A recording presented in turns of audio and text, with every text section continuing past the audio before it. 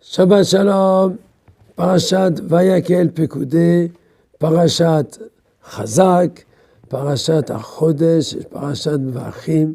Vous avez entendu tous ces noms-là pour dire de quel grand Shabbat nous avons.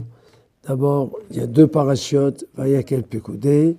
Ce n'est pas toutes les années que ça se passe comme ça. Dans les années où il y a 53 parachiotes dans l'année, mais il y a des années où il y a plus que 53 parachiotes. Pourquoi? Parce qu'il y a un mois de plus, le mois d'Adar, les années bissextiles. Et donc, dans d'autres années, les années normales, où il n'y a pas ce mois en plus, donc on est obligé de prendre Vayakel Pekudei et de le lire ensemble. Ça, c'est Shabbat de Vayakel Pekudei.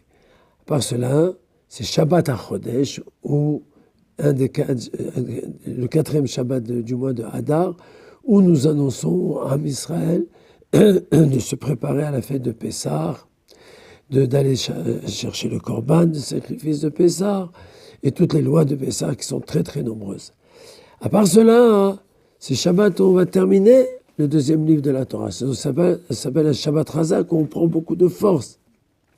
Et c'est le Shabbat où on bénit le mois de Nissan. Donc tout ça, ça fait des forces extraordinaires. Et donc les deux parachutes qu'on va lire, c'est Vayakel Pekudei, qui a priori sont un petit peu opposés. Et on en a fait une seule paracha. Vayakel, c'est le Kahal, c'est plutôt global.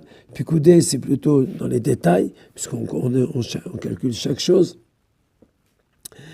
Et justement, la paracha de Vayakel, c'est l'ordre que Moshe Rabbeinu a donné aux enfants d'Israël à sa descente du Sinaï, c'est-à-dire le jour de Kippour, quand il est revenu avec les deuxièmes tables de la loi, et il a transmis la mitzvah de construire le Beth Amikdash, et le Mishkan.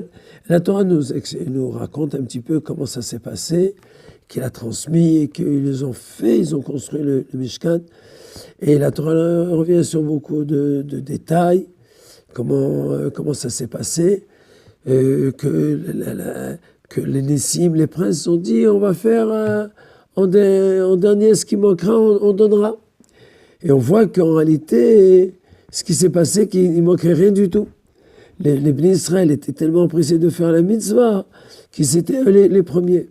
Donc on voit combien on doit être empressé dans les mitzvot, que la matzah elle-même, ça monte sur l'empressement, que quand on fait les choses très très vite, alors elle ne gonfle pas, on n'a pas de temps mort, et la mitzvah elle se fait très très bien.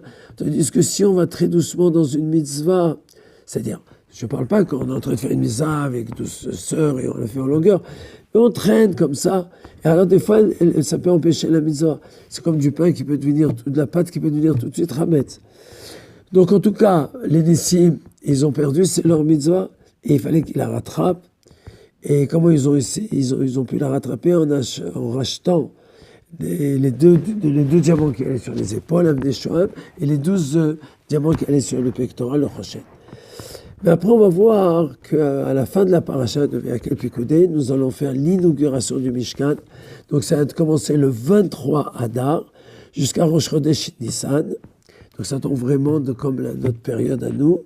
Et Rosh Chodesh Nissan, les Nessim, on dit alors là, c'est nous qui allons donner le Korban de Dieu en premier. Et chaque jour, c'est un Nassi, un prince d'Israël a amené pour sa tribu le sacrifice. C'est pour ça que tout le mois de Nissan, comme chaque jour est un Yom Tov pour chaque Nassi, puisque la majorité du mois de Nissan, avec ses 12 jours, plus la veille de Pessah, plus les 8 jours de Pessah, donc la majorité, il n'y a pas de Tachanout, donc on ne fait pas du tout Tachanout. Ça, c'est un des enseignements de la paracha de Vayakel. Après, donc ça veut dire que c'était le peuple d'Israël qui s'est réveillé et qui a amené le sacrifice. Et d'ailleurs, il y a deux détails très importants dans la paracha. Le grand mérite des femmes, puisque la Torah nous dit que Vayaviu Anashim al Anashim, que les hommes, ils étaient secondaires par rapport aux femmes. C'est-à-dire qu'ils ont donné avec beaucoup plus d'empressement. Et même le kior qui était le bassin qui devait servir pour le Nitzilat Yedaim et Raglaim de Kohanim avant la Avoda, on voit qu'il n'a été fait que par les miroirs des femmes. Et même Moshe Rabbeinu, il se gênait de prendre ces miroirs-là, qui étaient faits pour le maquillage des femmes. Et Akadosh Baruch Hu, il a dit non, c'est ces miroirs-là qui ont fait qu'il y a eu un peuple d'Israël. Grâce à ça, les femmes se maquillaient et tout le peuple d'Israël, il a pu exister. Ils ont pu avoir des enfants. Et elles ont maintenu le Ham Israël malgré les difficultés. Et c'est avec ça qu'on commençait le travail. Le Kohen ne pouvait pas servir Dieu s'il n'avait pas fait Nitzilat Yadayim et Raglaim, c'était pas laver les mains et les pieds dans cette eau-là, dans ce kior-là. Ça, c'est de manière générale, Vayakel, c'est l'action. L'action qui est venue par le travail des hommes. Puis Koudé, on a calculé qu'est-ce que chaque don a servi, qu'est-ce qu'on a fait avec l'or, qu'est-ce qu'on a fait avec l'argent, qu'est-ce qu'on a fait avec le nechoshet, donc l'or, l'argent et le cuivre. Et maintenant, il fallait monter le Mishkan. Donc on l'a monté pendant 7 jours, à partir du 23 jusqu'à Rosh Chodesh, pendant 8 jours, c'est-à-dire 7 jours d'inauguration des Kohanim, et le 8e, le travail d'Aaron. C'est-à-dire que Moshe Rabbeinu était Kohen Gadol pendant 7 jours, du 23 au 30, et après Rosh Chodesh Nissan, c'était Aaron qui a pris vraiment ses fonctions, et pendant 7 jours, on a inauguré les Kohanim pour qu'ils fassent le travail. Donc c'était Moshe Rabbeinu qui montait et démontait chaque jour le Mishkan. Et en réalité, la Torah nous dit que c'était un petit peu impossible. Quand on voit le poids des poutres, des krachim qui faisaient l'enceinte du Mishkan, c'était impossible à un homme de lever ça. Et même le peuple d'Israël dit comment on va faire. Alors Kadosh Baruch Hu, il a dit à Moshe Rabbeinu, toi mets ta main, lève, et moi je fais le complément. Alors Moshe Rabbeinu commence à lever à peine et hop, toutes les lamoudim ils se levaient. C'est-à-dire que c'était Itorut Milma'ala. C'était un réveil d'en haut. Donc, d'un côté, il y avait le travail de l'homme, c'est la paracha de Vayakel. Et d'un autre côté, il y a la bracha de Dieu qui vient par la suite. Et ça, c'est la préface vraiment du 3e livre d'un Torah de Vayikra.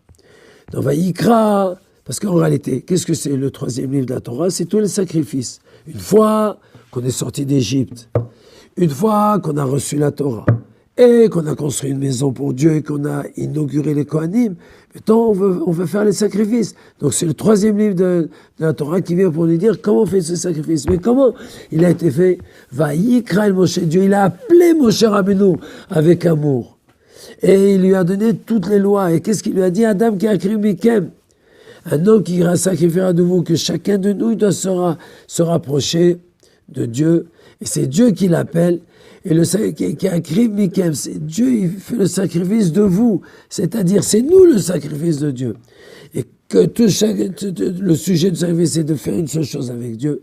Et c'est comme ça qu'on termine le 2e livre de la Torah, de la sortie d'Égypte, pour dire que Akadosh Baruch Hu, il nous appelle avec amour et on élève le monde, on le sanctifie. Vayikra el Moshe, et Dieu l'appelle avec Moshe, qu'Akadosh Baruch Hu, il appelle la délivrance finale et qu'on puisse amener les sacrifices et qu'on puisse faire Pessah à Yerushalayim. Amen. Shabbat Shalom Vorar, Shabbat Chazak.